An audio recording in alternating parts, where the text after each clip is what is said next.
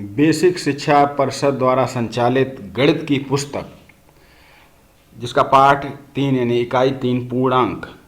तो इसमें हम पढ़ेंगे कि पूर्णांक की संकल्पना, पूर्णांकों का निरपेक्ष मान, पूर्णांकों की मूल संक्रियाओं के प्रगुण, कोष्ठकों का प्रयोग एवं प्रकार, संख्या रेखा पर पूर्णांक का निरूपण।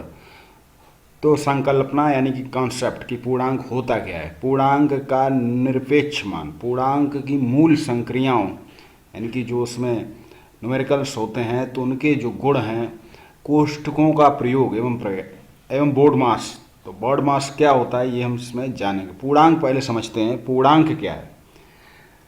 तो अभी तक हमने दो प्रकार के अंकों के बारे में जाना, प्राकृतिक संख्याएं और पूर्ण संख्याएं।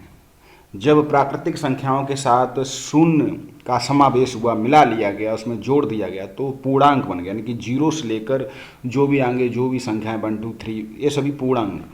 केवल 1 2 3 तो ये है नेचुरल नंबर। अब पूर्णांक, इनके अलावा भी कुछ संख्याएं होती हैं और उनकी आवश्यकता क्यों पड़ती है ये जानते हैं। प्राकृतिक संख्याएं, पूर्ण संख्याएं, उनका योग, घटाना, गुणा, भाग सभी कुछ सीखा। अब जैसे कि प्राकृतिक संख्याएं होती हैं उन्हीं के संगत यानी कि उन्हीं की तरह ऋणात्मक संख्याएं भी होती हैं। जैसे कि एक संख्या है एक, तो एक ऋण 1, ऋण 2, ऋण 3 ये भी संख्याएं। अब इनकी आवश्यकता क्यों पड़ी, तो जैसे कि हमें टेम्परेचर, तापमान जब हम मापते हैं तो तापमान 0 से भी नीचे चला जाता है। तो इस प्रकार की गणना के लिए हमें ऋणात्मक संख्याओं की आवश्यकता हुई। तो इसीलिए ये सभी मिलकर इन अंकों के साथ यानी कि 1 2 3 0 और ये जो -1 2 3 ये सभी जब मिल गए तो बन गए पूर्णांक। अब सभी अंक पूर्णांक, पूर्णांकों की आवश्यकता। तो इसी तरह हम यहाँ पर वीडियो को पॉज कर पढ़ सकते हैं, समझ सकते हैं। यहाँ पर समझाया गया कि जैसे किसी से उधार लिया है तो उसको 2 रुपये और देने हैं।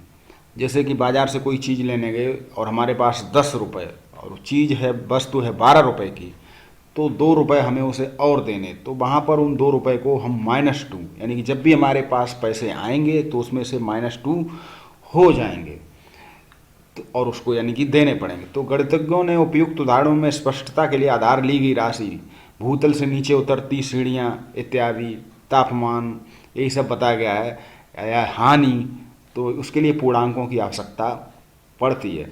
अब देखिए विपरीतता, अपोजिटनेस।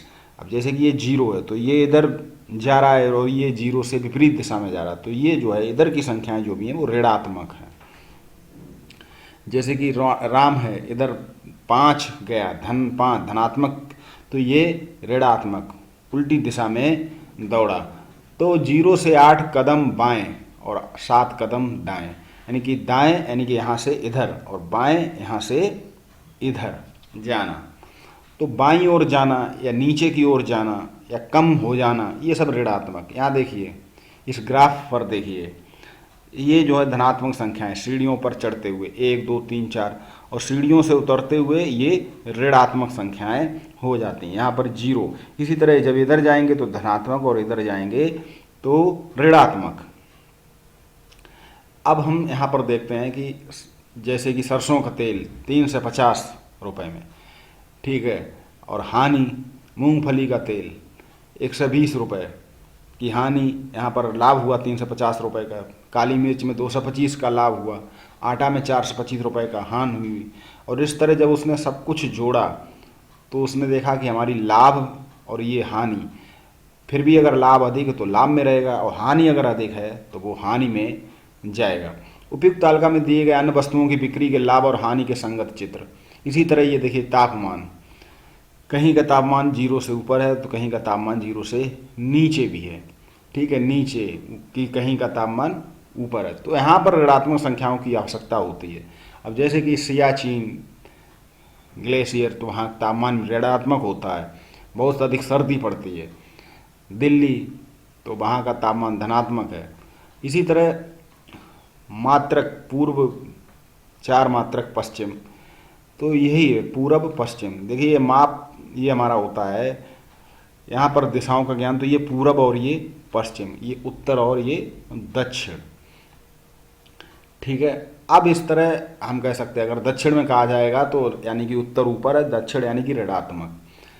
5 दक्षिण यानी कि 5 ऋणात्मक। इन सभी संख्याओं को पूर्णांक इंग्लिश में बोलते हैं इंटीजर।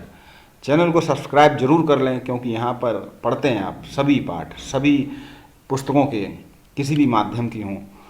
और इस तरह यहाँ पर देखिए पूर्ण संख्याएं, यहाँ पर हमने देखा सबसे पहले पूर्णांक, जिसके अंतर्गत धनात्मक और ऋणात्मक संख्याएं भी होती हैं, शून्य भी शामिल होता है। उसके बाद पूर्णांक को भी 2 भागों में विभाजित किया, पूर्ण संख्याएं और ऋण पूर्णांक।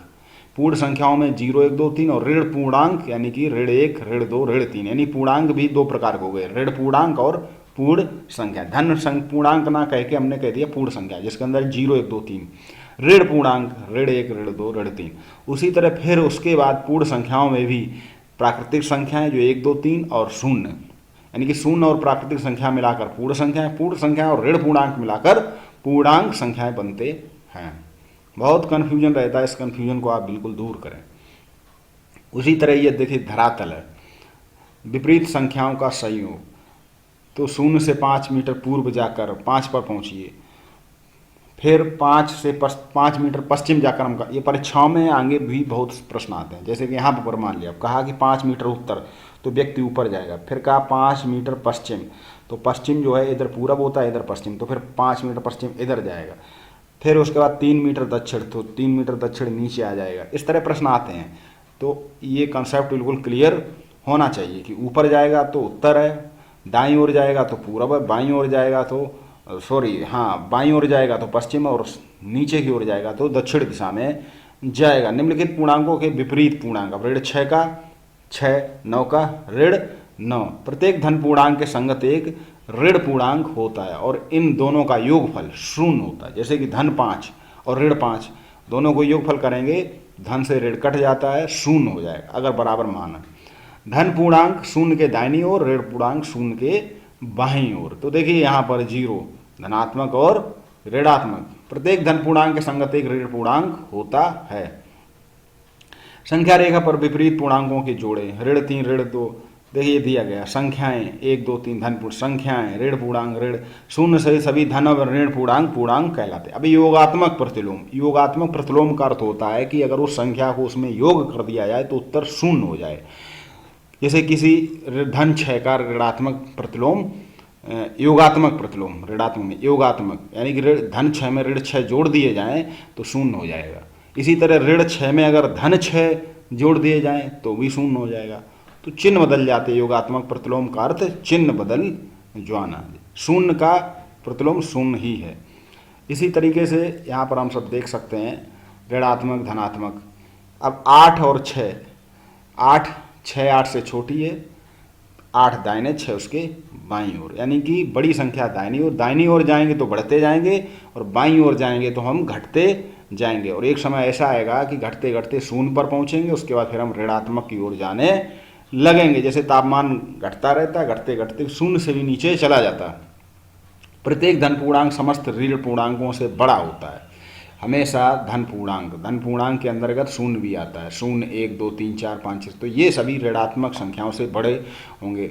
धनात्मक का 1 और ऋणात्मक का 100, तो ये जो 1 है वो 100 से बड़ा होगा क्योंकि वो ऋणात्मक का है।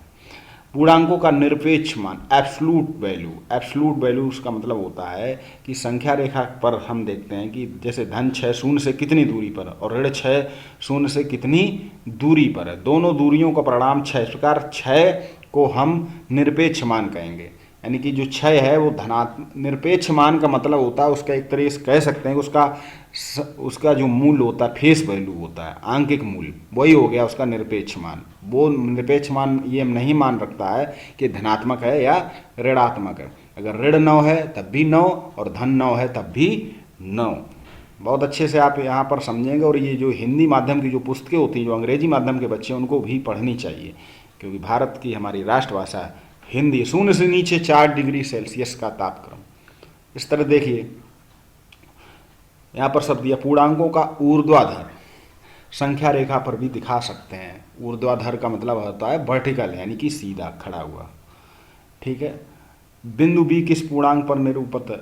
अब यहाँ पर देखिए चित्र दिया है, यहाँ पर सभी बिंदु बी किस पूर्णांक पर, तो ऋणात्मक में होगा क्योंकि नीचे की ओर है। ठीक है।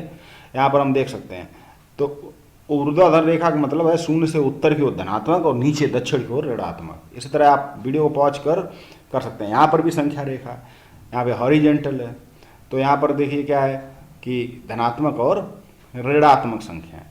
इस तरीके से शून्य से विपरीत नहीं, एक धनात्मक पूर्णांक अपने योगात्मक प्रतिलोम से बढ़ा होता है। ये वीडियो पॉज कर इनको आप पढ़ सकते हैं, रीडिंग करिए, वही चीज़ें जो अभी तक पढ़ाई। पूर्णांकों पर संक्रियाएं, तो ये संक्रियाएं हैं, देखिए धनात्मक लाल और काले रंग ये दिखाया गया है, ठीक है, ऋण पूर्णांकों को दिखाया गया है। तो इस पूर्णांकों का योग, तो योग करना हमने जान लिया है। योग जब भी करते हैं तो हमेशा धनात्मक और ऋणात्मक घट जाती हैं। अगर ऋणात्मक हैं तो जुड़ जाएंगी। इसके बारे में एक अलग से वीडियो बनाएंगे कि देखिए हमेशा समान चिन्हों वाली संख्याएं जुड़ती हैं और समान चिन्हों वाली संख्याएं जुड़ती हैं और विपरीत चिन्हों वाली संख्याएं हमेशा घटती हैं। इस तरह हम समझेंगे। अब देखिए ऋण 5 धन ऋण 2, अब देखिए ये भी ऋण तो ऋण 7 हो जाएगा, ठीक है। यहाँ पे ऋण 3 धन 0, तो यहाँ का ऋण 3 ही रहेगा। ऋण 2 ऋण 1 तो ऋण 3, 6 और 3 तो 9 हो जाएगा, ठीक है। यहाँ पर देखिए ऋण 3 धन 4, अब देखिए विपरीत चिन्ह है तो 4 से 3 घट जाएगा और जो बड़ी संख्या पर जो चिन्ह लगा होता वही चिन्ह लगा देते हैं, ठीक है। ये चित्रों के माध्यम से समझाएगा। तो इन प्रश्नों को पॉज कर लें वीडियो को और इनको सबको नोट कर इनको हल करने का प्रयास करें। अब यहाँ पर देखिए यही सब बताया गया, ऋण 6 धन। अब संख्या रेखा पर देख रहे हैं तो पहले हम क्या हुआ कि ऋण 6 पर हैं, ऋण 6 में हम धन 4 जोड़ेंगे, ठीक है। तो हम कहाँ पे पहुँचेंगे, 2 पे। ऋण 6 में 4 जोड़ा, जोड़ने का मतलब दाईं ओर जा रहे हैं, धन 4 है ना, तो ऋण 2 पर पहुँच जाएंगे। भाई अगर ऋण 6 से फिर धन 6 करेंगे तो हम 0 पर पहुँच जाएंगे। इस तरह दिखाया गया है। हमेशा जोड़ने का मतलब दाईं ओर जाना और घटाने का मतलब बाईं ओर जाना। अब धन 7 और धन, तो 7 पर हम यहाँ पर हैं, धन 7। अब हम क्या कर रहे हैं, ऋण 4 जाएंगे, ये ऋण 4 यानी कि बाईं ओर जाएंगे, तो बाईं ओर जाएंगे तो कहाँ पर पहुँच जाएंगे, 3 पर। तो वैसे भी 7 से 4 गया तो 3 बचेंगे। 2 धन पूर्णांकों का योगफल धन होता, 2 ऋण पूर्णांकों का योगफल ऋण होता। समान चिन्ह वाले 2 पूर्णांक हमेशा के निरपेक्ष मानों का अंतर होता था, चिन्ह वही होता है जो परिणाम बड़ी संख्या का होता है, समझ गए। हमेशा घटते निरपेक्ष मान ही उसके बाद जिसका चिन्ह लगा होता वही चिन्ह लगा देते हैं। ऋण 5 धन 7, अब देखिए ये ऋण 5 धन 7, तो विपरीत चिन्ह घटेंगे, 7 से 5 गया 2। अब बड़ी संख्या 7, तो 7 का धनात्मक, तो धन के 2 हो जाएंगे। इसी तरह इन प्रश्नों को हम करेंगे, वीडियो को पॉज कर इनको भरेंगे। जो भी तक पढ़ा है वीडियो को पॉज करें और इनको आप कॉपी पर लिख कर करें। मेरा उद्देश्य है कि आप लोगों तक इन पुस्तकों को पहुंचाया जाए और आपका अध्ययन जारी रहे। किसी भी क्रम में 2 पूर्णांकों का योगफल, पूर्णांक तो आप समझ गए, इंटीजर, यानी कि पूर्णांकों का अर्थ होता है कि वो संख्याएं जिसमें धनात्मक ऋणात्मक शून्य सभी कुछ शामिल होते हैं, ठीक है। अब ये क्रम में यहाँ पर बताया गया, समझा, पूर्णांकों पर योग संक्रियाएं साचर नियम का पालन करती हैं, ये सब बताया गया है। ऋण 4 धन 0 बराबर ऋण 4 होगा, ठीक है। 0 के साथ योगफल सभी पूर्णांकों में समान होता है। 0 कहीं भी किया जाए, जोड़ दिया जाए, किसी में भी या घटा दिया जाए, वही मान रहता है। इसलिए तत्समक आइडेंटिटी एलिमेंट कहते हैं, ठीक है, कोई मान नहीं बदलता है। इसी तरह जैसे धन एक का गुणा करने पर कोई मान नहीं बदलता है। इन चित्रों के माध्यम से सभी प्रश्न किए गए हैं, तो आप धैर्य के साथ पढ़ें और इस वीडियो को पॉज करेंगे। आपको सब कुछ जो है समान चिन्हों के पूर्णांक इनको हल करेंगे और इस तरह संख्या रेखा की सहायता से पूर्णांकों को घटाना। घटाने का मतलब बाईं ओर जाना, जोड़ने का मतलब दाईं ओर जाना, ठीक है। इसी प्रकार ऋण 4 ऋण 3 का अर्थ क्या है। अब देखिए ऋण 4 ऋण 3, देखिए ऋण यहाँ पर ये भी ऋण कोष्टक के बाहर ऋण, तो ये हो जाएगा प्लस के 3 और ऋण 4 प्लस 3 यानी कि ऋण 1, ठीक है। हाँ, ऋण 4 ऋण तो हो जाएगा कितना, ऋण 1, यहाँ पर पहुँच जाएंगे क्योंकि ऋण 3 हम घट रहे हैं, ऋण 3 को हम घटा रहे हैं, किससे।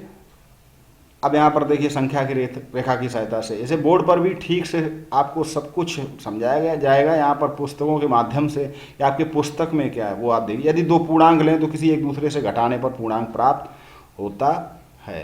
तो ये थी एक्सरसाइज आपकी पूर्णांक और इस तरह अब इसके अगले भाग में हम पूर्णांकों का गुण